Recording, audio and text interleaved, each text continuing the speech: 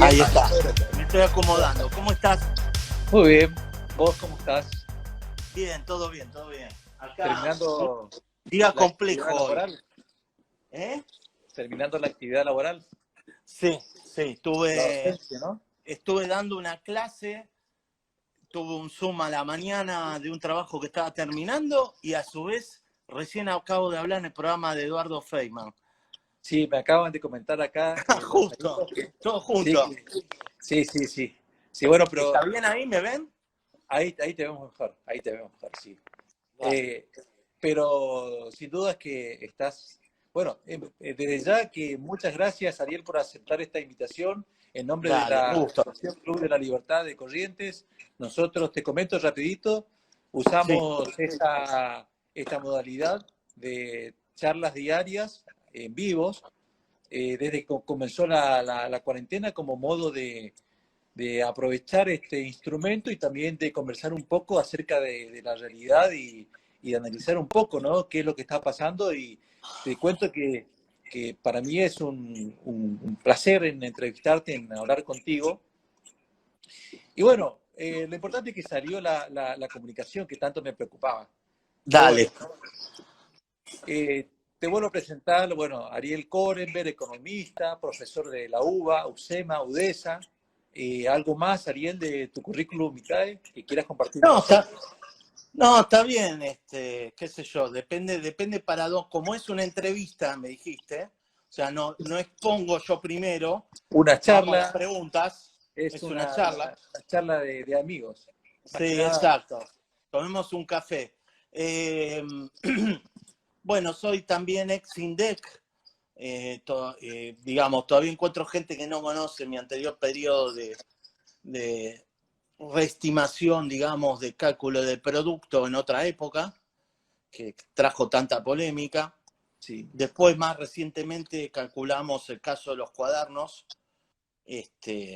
Paradojalmente más simple, hace ese cálculo de la corrupción de los cuadernos y me Sí, metí con análisis económico de la corrupción. Va, siempre con 100 temas a la vez, así estoy, ¿no? está bien, sí, sí. Y ahora tratando digamos, desde una perspectiva menos económica, tratando de entender por qué repetimos decisiones de política económica tan conocidas, por qué la historia económica argentina no es tomada en cuenta cuando se toman decisiones. Pero bueno, son obsesiones que uno tiene, digamos. La Eh, verdad, sufro con Argentina siempre, perdón, ¿no? Por y ahí uso una palabra peor que tu eso. sillón, tu sillón parece un diván, así que es como que vamos a hacer un poco de psicología hoy, tratar de entender, ¿no? Porque estas cuestiones, bueno, yo tengo 46 años y la historia me parece que ya la he visto a esta película. Vos has propuesto como tema disparador de esta charla, plan políticamente incorrecto para la clase política argentina después del colapso. O sea, estás afirmando que existe un colapso. Así es. Los elementos que hay que tomar en cuenta son, se lee al Ahí revés, está, Freud. Freud. ¿Ok? Ok. Pero bueno, y también algo muy importante, lo acabo de hablar en el programa de Feynman, digamos, preguntó al respecto sobre Astor Piazzolla, esto es más de economista, se lee al revés, disculpen, Narrative Economics. Las palabras son muy importantes para tomar decisiones económicas. Bueno, tu pregunta, vamos, yo suelo irme por las ramas, vamos a las preguntas, vamos, esperá que acomodo acá un poco el iPhone, vamos a las preguntas. Entonces, Bueno, te avisó un colapso. Bueno, a ver, esto es un colapso. Argentina, digamos, está, voy a tratar de ser sintético, con un sistema de tipo corporativo, donde los tres poderes están colapsados, están en una sola mano, que es el poder presidencial, que en general está representado por el líder del Movimiento Nacional Justicialista. Digamos, estoy generalizando, no necesariamente para el presente. Por supuesto que mis comentarios críticos abarcan también al no peronismo, pero básicamente la dinámica antiperonismo es cómo se estructuró este país. Entonces, ese sistema corporativo heredado del falangismo, del fascismo, que todos ustedes conocen, y que no sé si profundizar ahora en la respuesta, pero prácticamente sobrevive hoy, en donde vos tenés la representación de los trabajadores y de los empresarios en forma de cúpula, que se reúnen entre sí ante el líder del movimiento nacional, que se supone que tercia entre ambos. Ahora, se supone que en una democracia los conflictos que existen en toda sociedad, sean de clase, sean de culturales, porque hoy no necesariamente es de clase, se procesan democráticamente a través del poder legislativo y se revocan o no las decisiones a través del poder judicial. Pero como el poder judicial, y ahora voy a ser extremo, de hecho no existe, porque para que exista tiene que cumplir su función. La función es dictar veredictos independientes de las necesidades del Poder Ejecutivo. Correcto. Y hacerlos cumplir. Y es lo que estamos viviendo hoy. De tal manera que, en resumen, el Estado está cooptado por los intereses de las representaciones corporativas, que no necesariamente representan al total de los trabajadores, y la representación corporativa empresaria, que no representa a las pymes, que tienen su propia dificultad para ser representadas a su vez, porque el 98% de las empresas son pymes y no tienen ninguna representación en los convenios colectivos, que se dictaminan entre el líder sindical único, por eso falangismo, fascismo, corporativismo, y la cúpula empresaria respectiva. Entonces, conclusión al día de hoy, la columna vertebral del peronismo ya no existe, o por lo menos muy finita, y las discusiones sindicales, si vos resumís, hoy, independientemente del efecto de la cuarentena y la pandemia, son de encuadramiento sindical, no necesariamente de suba de salarios o demanda de empleo. Al contrario, ese tipo de representación no democrática de los pocos trabajadores que van quedando en Argentina registrados, no necesariamente democrática y representativa, e impide que los trabajadores informales tengan una representación plural. Y eso llevarlo a los empresarios es exactamente lo mismo. Las pymes no tienen lobby, no tienen representación y sin embargo, por números simplemente, son el 98% de las empresas formales. Si a eso le sumo el cuenta propia, el profesional de clase media y los jubilados y los trabajadores y los trabajadores no sindicalizados y los autónomos, hoy 80% de la población argentina, quizá exagero, no tienen representación en las decisiones de los tres poderes que están colapsados en uno y en las decisiones de las grandes corporaciones que representan la antigua columna vertebral y el antiguo empresariado nacional. Entonces, colapso, bueno, quizás te respondí otra cosa, pero para explicar. No, se entiende, Hoy se entiende. Estamos en colapso, pero por otra cosa distinta a la cuarentena. Por supuesto, la cuarentena profundizó la tendencia. ¿Cuál es? Que hace rato que no da respuestas de corto plazo, no de largo. De largo plazo nunca le dio respuesta. De corto plazo este sistema que acabo de describir. Entonces, para mí Argentina ya está en colapso. Y le pongo fecha, si vos querés. Como vivimos del presente y no tomamos en cuenta las decisiones del futuro, y lo digo como sociedad, no solamente para criticar la clase política, no tomamos en cuenta el bienestar de nuestros hijos y nuestros nietos en los hechos, no en las palabras. Es importantísimo entender que Argentina tuvo un superciclo de commodities entre el segundo semestre del 2002 y el año 2012, con fluctuaciones, con un bajón importante en el 2009, pero una recuperación espectacular en el 2010 y 2011, que nos fumamos completamente ese gran efecto en los términos de intercambio. De tal manera que Argentina entró en esta crisis sin ahorros disponibles para el sistema financiero y financiar el sector productivo, y disponible también en términos del Estado para financiar el gasto público, que sí debe aumentar en una situación como esta.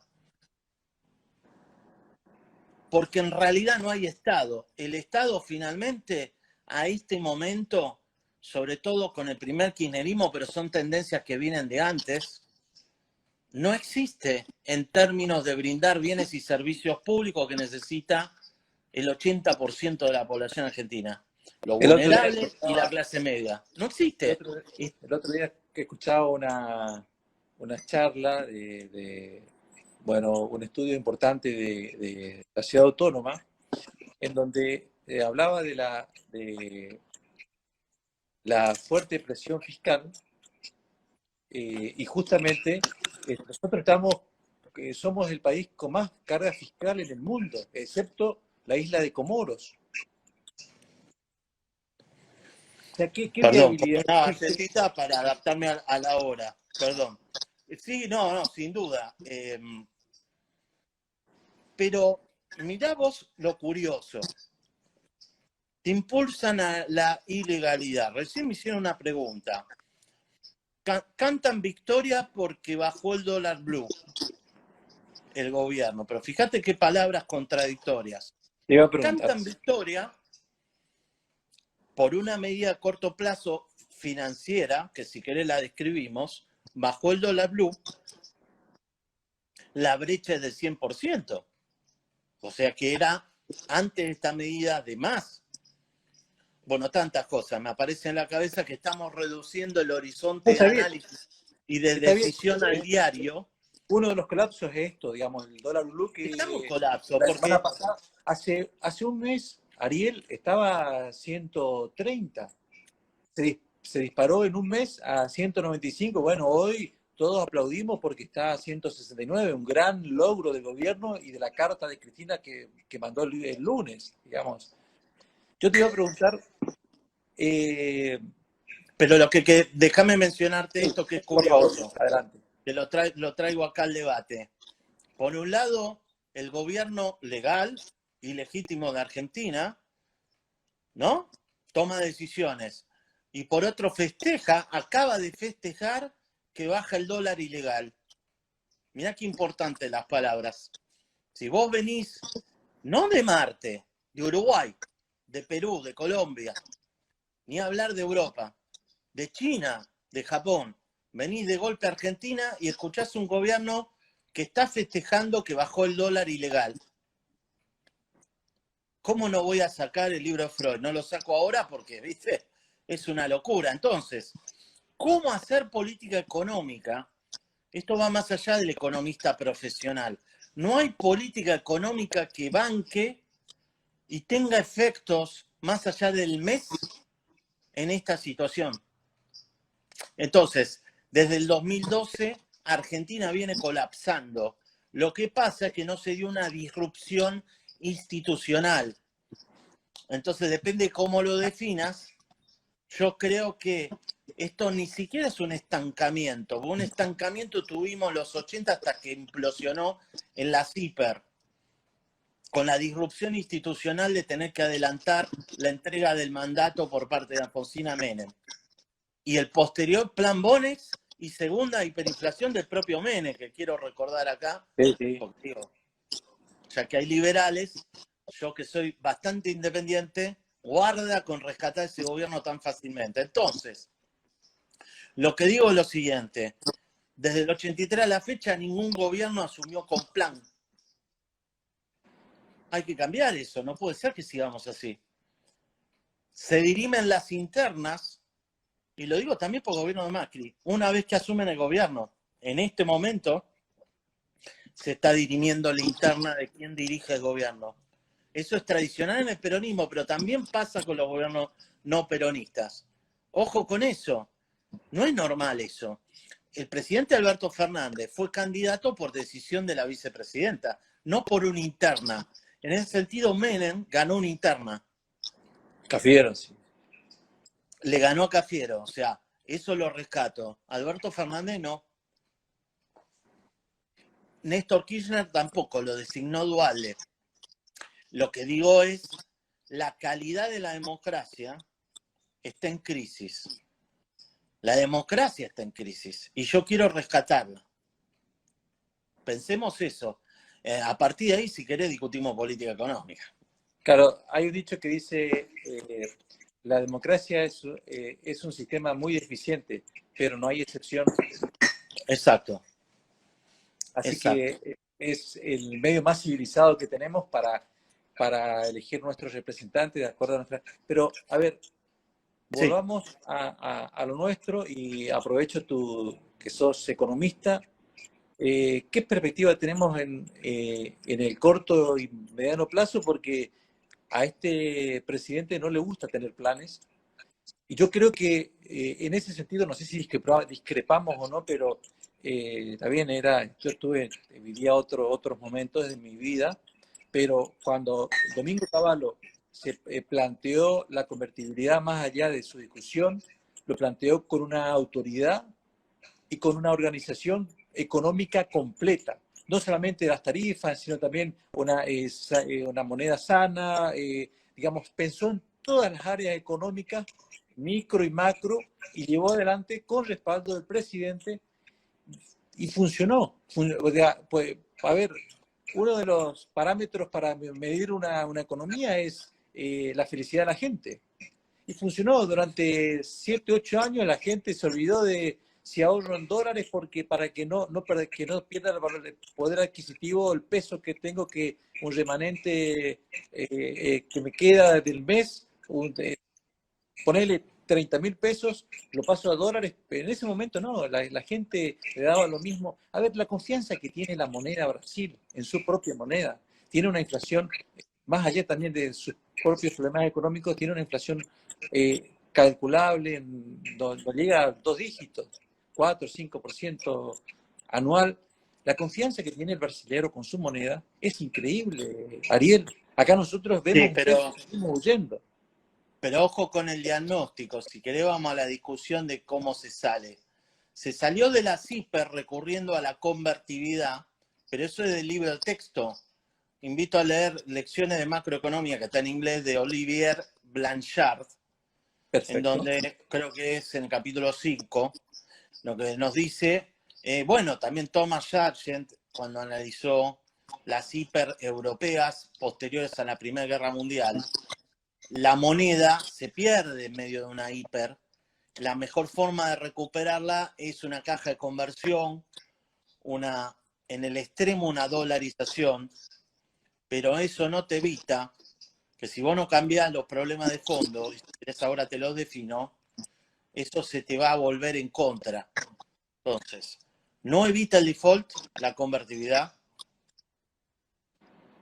Los pasivos bancarios son en dólares y vos tenés que generar un superávit comercial y un dinamismo de exportaciones en forma permanente. Y por otro lado, una conducta fiscal estricta, cuyo sistema de fondo lo acabo de describir, no se cambió.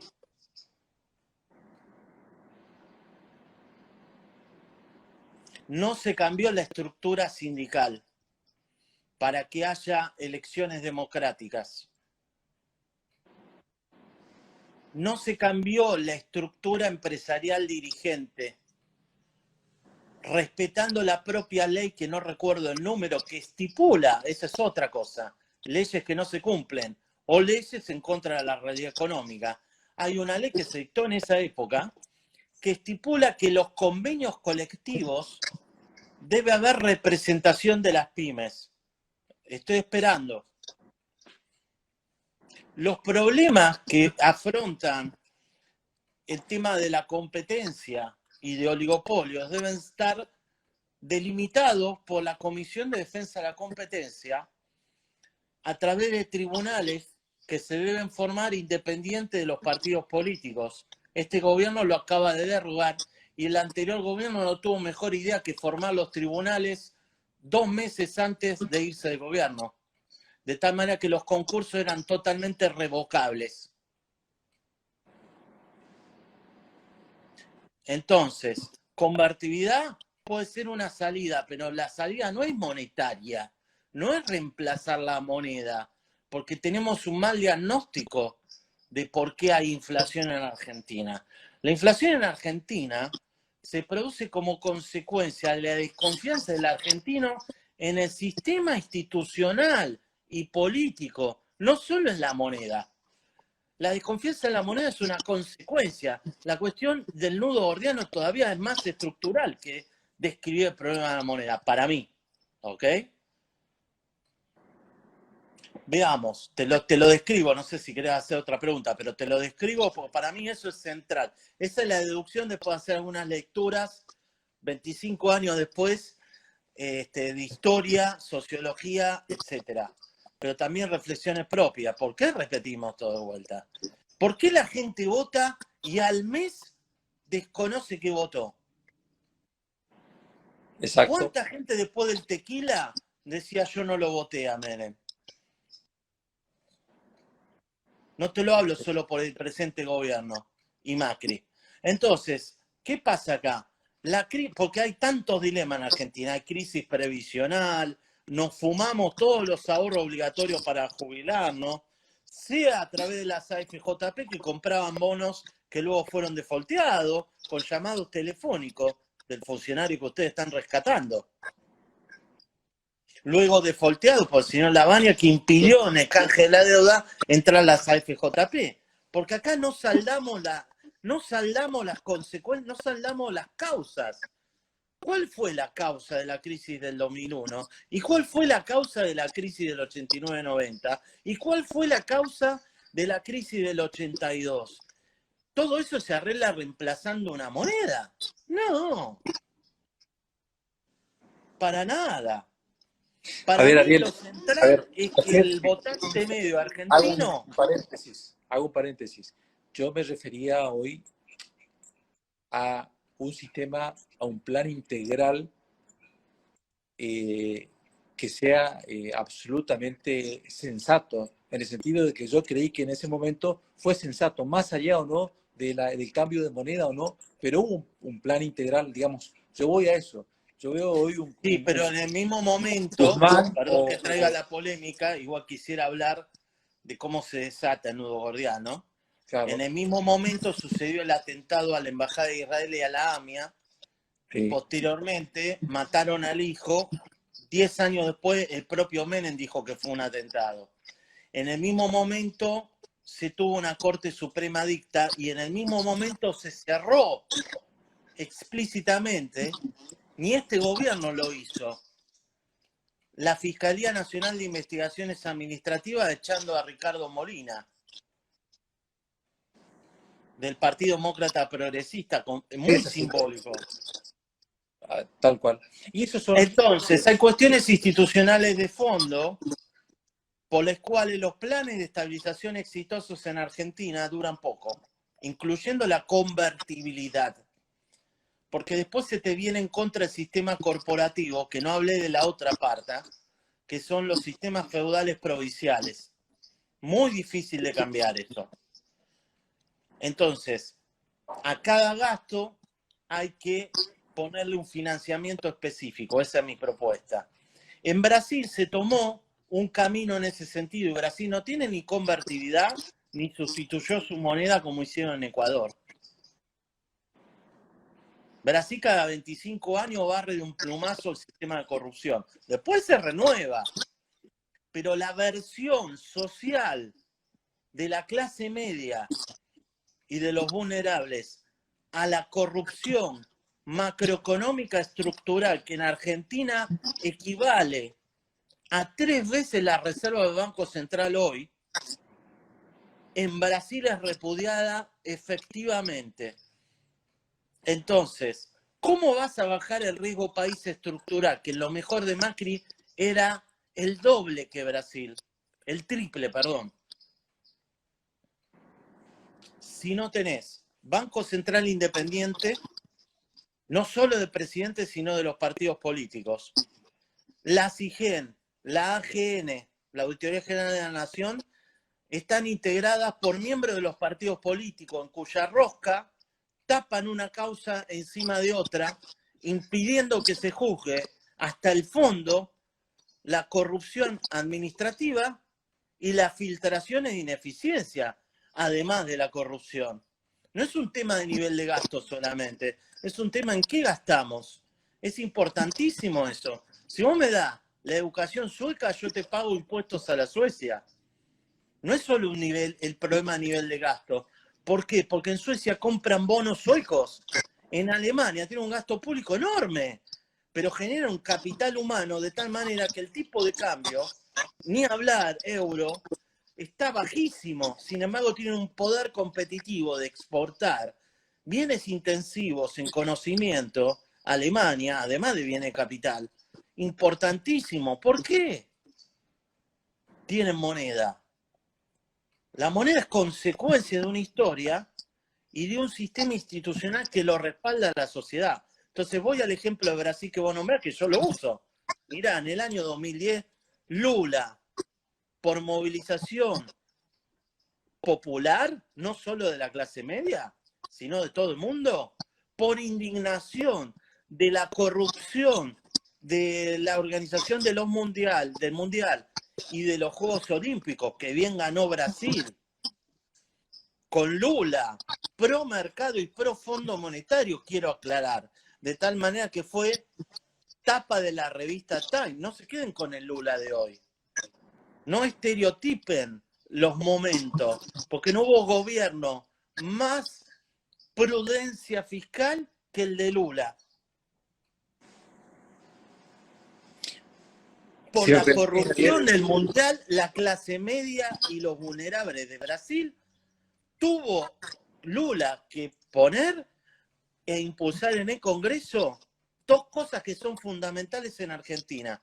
Para no hablar, y voy al punto, con eso para mí, tirás de esa piola y de ahí se empieza a solucionar el problema argentino. Creo yo. Por supuesto me puedo equivocar, pero lo propongo acá. Ficha limpia y no lista sábana. Bolsonaro es presidente y el Congreso de Brasil está totalmente diversificado porque se vota un diputado y sabés la cara del diputado, de tal manera que sienten el aliento en la nuca del votante medio. Perfecto. Acá nos llevamos la sorpresa del diputado porno Zoom. Ah, Mary. Porno Zoom. ¿Sabés qué?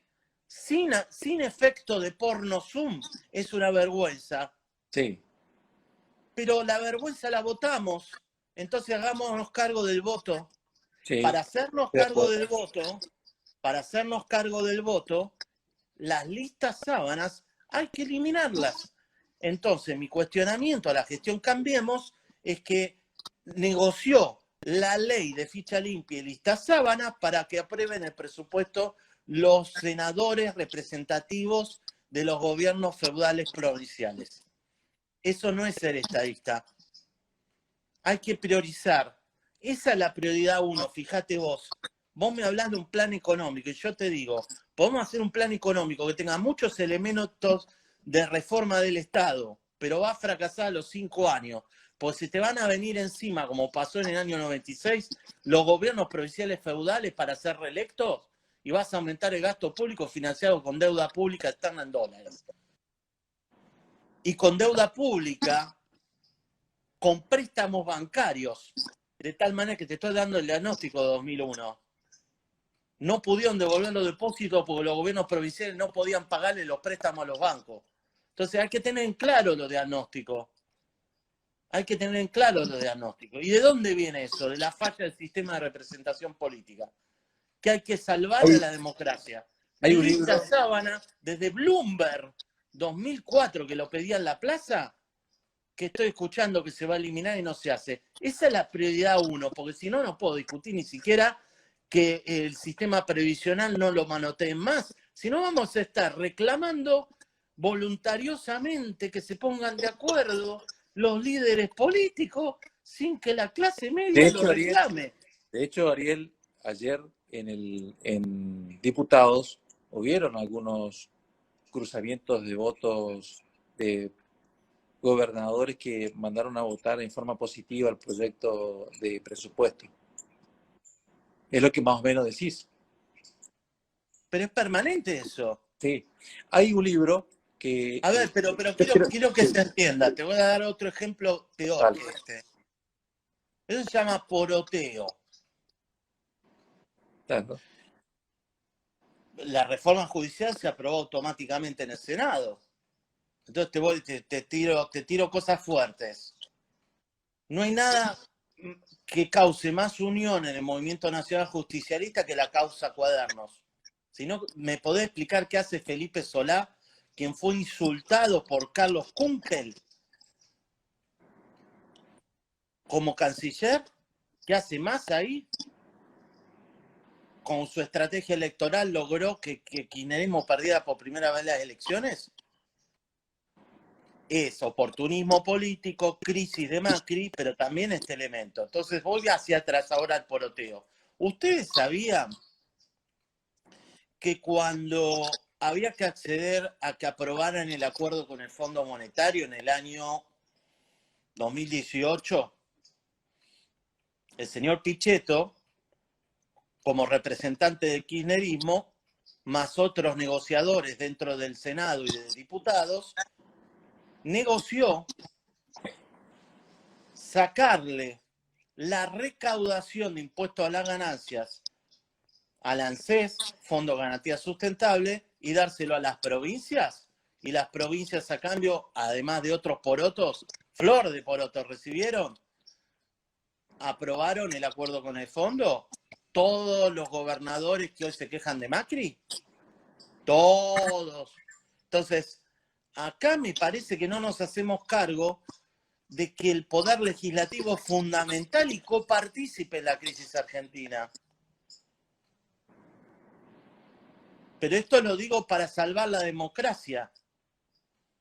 El otro punto que quiero señalarte, clave, por eso digo, para después del colapso, no alcanza solo con un plan de estabilización, nos vamos a poner de acuerdo, que el sistema previsional no lo toquen más, que no afanen más el ANSES, que si hay superávit en eso no se invierta en bonos públicos. ¿Sabes qué? Es pura voluntad eso. Al poco tiempo se va a invertir en bonos públicos. En el 94, 95, 96 se invirtió en bonos públicos el dinero que la administraba las FJP, porque lo que hay que entender es que las AFJP eran administradoras. Después lo empezó a administrar Vudú, Massa, Bocio, Basavilgaso y la señora que está ahora. ¿Y quién rinde cuenta de eso? Entonces todo empieza por acercar el voto a la gente, lo que vota, con el voto que ejerce la gente. Cuando yo me entero que en las pasadas elecciones el voto cadena fue fenomenal, que los fiscales del propio oficialismo que controlaba las elecciones no podían entrar a las escuelas, precisamente La Matanza, porque eran cerradas a las 7 de la mañana por los fiscales del justicialismo. O a la inversa. Cuando yo me entero que que la señora Vidal sea gobernadora, recibió apoyo de Moyano y de Duhalde en el control de los fiscales, yo digo, pero ¿cómo? ¿Tenés fiscal y ganás? Quiere decir, y ahí ya te hago el resumen y te dejo hablar, disculpame, No, pero David. me llama a hablar de eso porque creo que lo choqueo. Eso tiene que ver con la economía. Es eso. ¿Sabés qué? La ley Sáenz Peña no existe. Sí. La derrogaron. Estamos como antes de la ley Sáenz Peña, porque la ley Sáenz Peña era voto obligatorio y secreto. No hay voto secreto. No.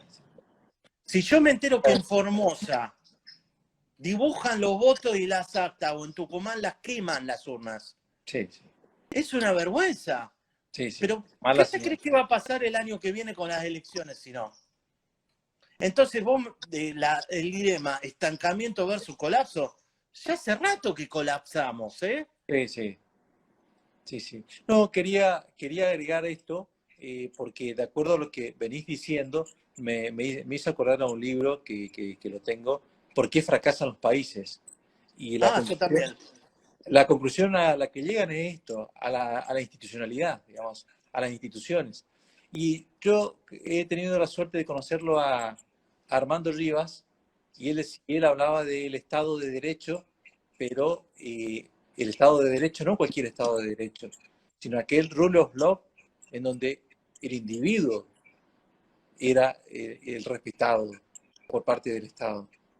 ¿Sí? O sea, es un poco, si vos me decís, si sacamos un proyecto de ley de reforma judicial y creamos, ponele, para Corrientes,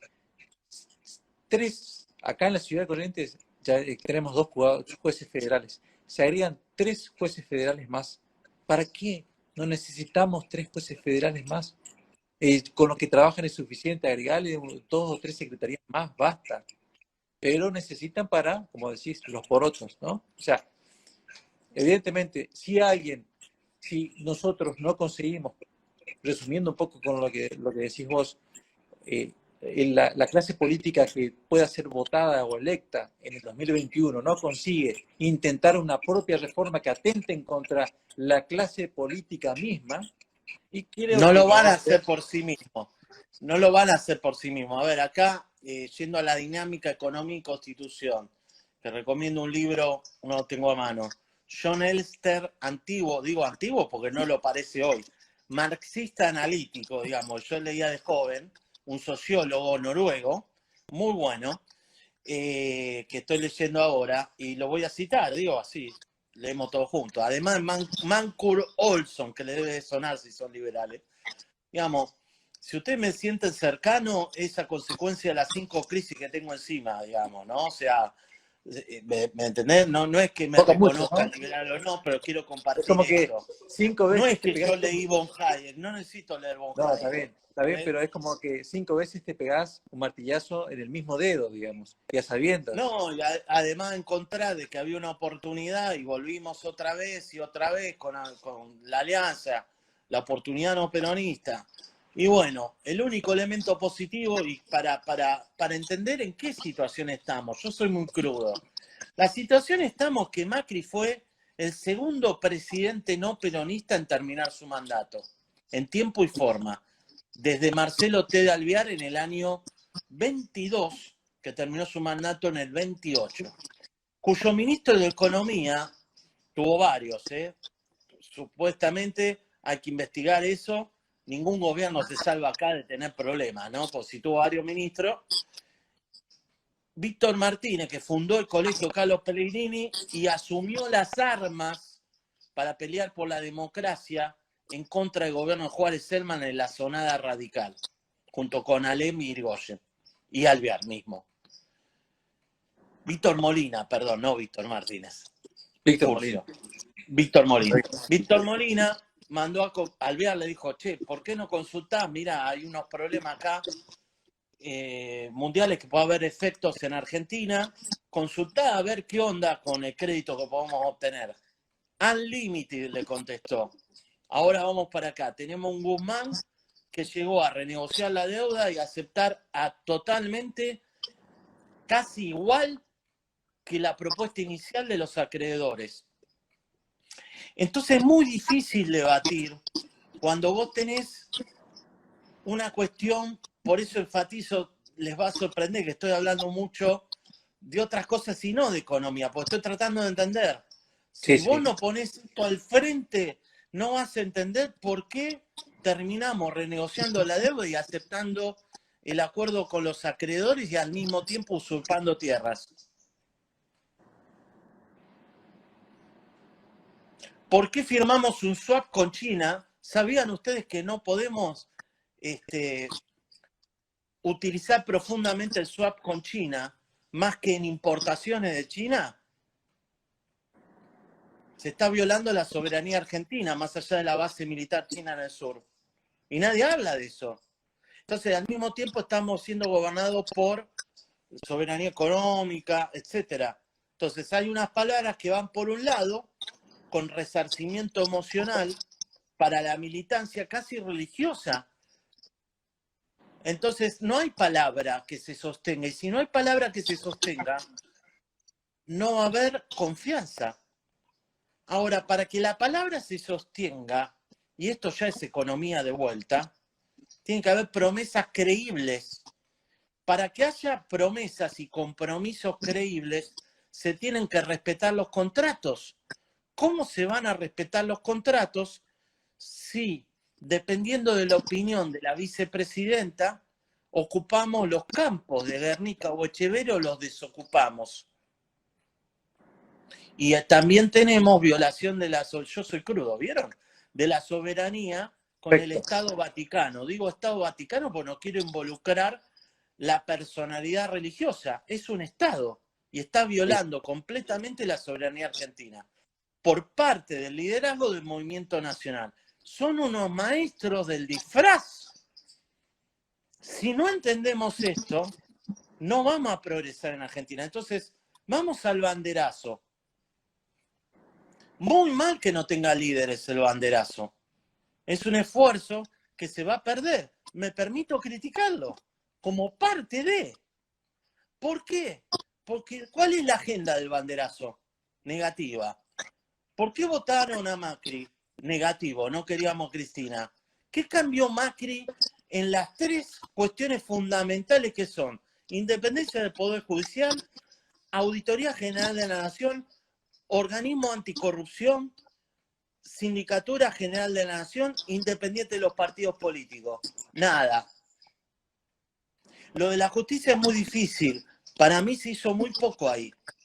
Se negoció la renuncia, no el juicio político, al señor Ollarvide. La renuncia ahora de Canicoba Corral. No el juicio político a Canicoba Corral. Se avaló el default a los bonos cuasi par de 2047 en propiedad del ANSES, defaulteado por mentir en el INDEC. ¿Les digo el año? 2016 en la justicia, por parte del gobierno de Cambiemos. A ver, el otro diagnóstico mío es el exceso de Realpolitik, porque no hay nada que lo contenga y lo pare al movimiento nacional y que abarca también al no peronismo. Y eso el de algún sistema modo, corporativo es el que nos gobierna.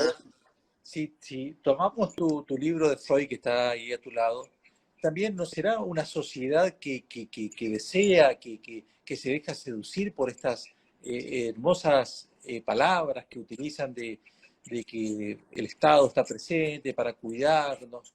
El Estado no está presente. Pero más Mira, allá de acabo, eso, vamos con los números.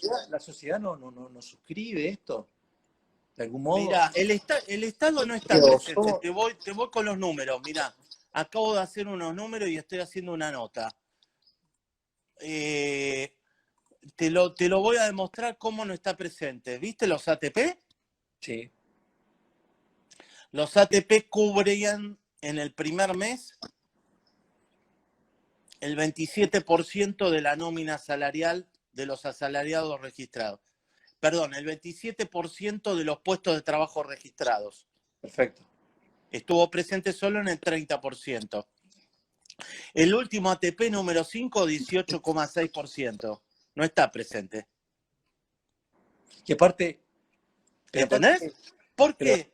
Porque independientemente si sos liberal, peronista o nacionalista, no hay Estado. Pero ¿por qué no hay Estado? Soy extremo. Por supuesto que hay excepciones, el INVAP, aunque a ustedes no les guste, parte de CONICET, etcétera. Porque en la conducción del Estado hay una caquistocracia, creo que conocen el término, para que no haga sombra sobre el presidente. Y tiene también que ver con el conflicto Cavallo-Menem, que te acabo de decir, que es el mismo que tuvo el kirchnerismo. No puede haber un ministro de Economía que tenga éxito porque hace sombra a la reelección del presidente. Entonces, no hay ministro de Economía actualmente, tal como lo conocí yo a comienzos de los 90. El último fue Cavallo, el primero fue Surruil, para de contar. O sea, ni siquiera te lo incluyo a Lavagna, con mucha discusión. Podemos discutir. Entonces, tenés un Ministerio de Economía que está totalmente desarmado, en más de 20 organismos y más de 8 ministros que tallan en la cuestión económica al mismo tiempo. En esta gestión y en la anterior. En esta gestión y en la anterior. ¿Y cómo se produce todo esto? Porque como bien dice el libro que acabo de citar, para que el compromiso sea creíble, ¿sabés lo que dice el libro? Separación de poderes. Pero te voy a agregar yo, para que haya separación de poderes, yo tengo que conocer al poder que voto. ¿Cuánta gente de Tucumán, del propio kirchnerismo, sabía quién era Meri? Cuando le preguntaron a Meri qué había votado, el tipo no tenía idea qué había votado. El salteño, sí, sí.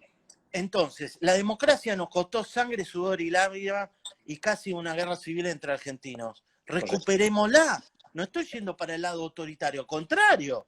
Lo que estoy viendo es que dentro de lo único que recuperamos en el 83 no fue la democracia, fue la posibilidad de votar. Punto. El resto de lo que compone una democracia, que los tres poderes, uno independiente del otro, no lo recuperamos.